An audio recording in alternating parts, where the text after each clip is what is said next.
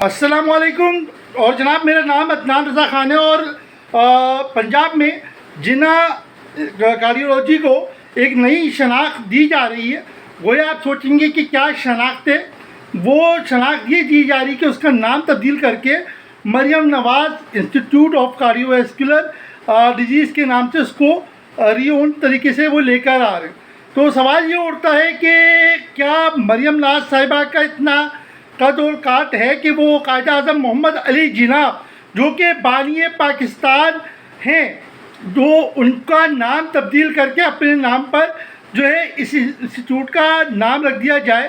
حالانکہ ہونا یہ چاہیے تھا کہ نئے ہاسپٹل بنائے جاتے، نئی چیزیں بنائی جاتی، جو خالصتاً جو ہے پنجاب حکومت کی جو ہے اپنی ایک تخلیق ہوتی ہے، اپنی ایک شناخت کے لیے بناتے۔ اس کا نام اگر Maryam Nawaz institute of cardiovascular disease رکھتے تو ہمیں کوئی اعتراض نہیں تھا، لیکن کیا مریم نواز جو ہیں وہ قائد اعظم سے اوپر ہیں؟ تو بانیان پاکستان کا نام اس طرح ہلکے ہلکے جو ہے وہ ختم کیا جا رہا ہے اداروں سے، جیسے کہ ملک جو ہے وہ قائد اعظم محمد علی جناح رحمۃ اللہ علیہ نے نہیں بنایا تھا، مریم نواز نے بنایا تھا، یا پھر پنجاب حکومت نے بنایا تھا، یا پاکستان کے سیاستدانوں نے بنایا تھا۔ تو یہ سوچنا چاہیے کہ کوئی نئی تخلیق نہیں کرنی، مگر جو ہے عوام کو اس طرح سے جو ہے اذیت دینی، یہ بھی ایک اذیت ہے، کیونکہ یہ ملک جو ہے وہ ہمارے بزرگوں کا ہے، بزرگوں کا بنایا ہوا تحفہ ہے۔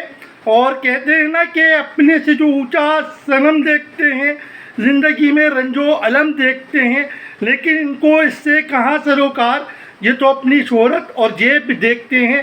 تو خدا را جو ہے ان ناموں کو تبدیل نہ کیا جائے، اور جو شناخت ہے اس کو شناخت رہنے دی جائے۔ قائد اعظم محمد علی جناح بانیان پاکستان تھے، ان کی شناخت کو جو ہے دوبارہ سے لاہور میں بحال کیا جائے۔ جزاک اللہ، اللہ حافظ۔